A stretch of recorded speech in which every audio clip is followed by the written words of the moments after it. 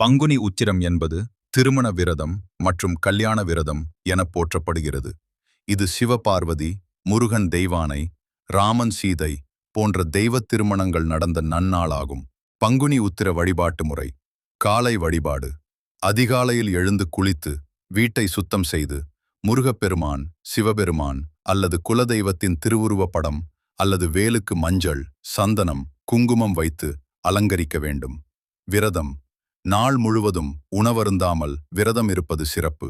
முடியாதவர்கள் பால், பழம் அருந்தலாம். பூஜை பொருட்கள்: முருகனுக்கு செவ்வரளி பூக்கள், சிவனுக்கு வில்வ இலை கொண்டு பூஜை செய்வது சிறந்தது. நிவேதனம்: சர்க்கரை பொங்கல், பாயசம் அல்லது பழங்கள் படைக்கலாம்.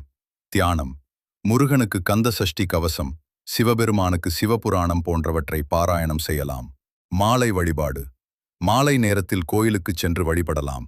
முருகப்பெருமான் கோயில்களில் காவடி எடுப்பது, பால்குடம் எடுப்பது சிறப்பானது.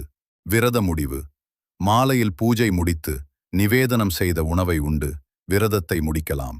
இந்த பதிவு உங்களுக்கு பயனுள்ளதாக இருந்தால் லைக், ஷேர் மற்றும் சப்ஸ்கிரைப் செய்யவும்.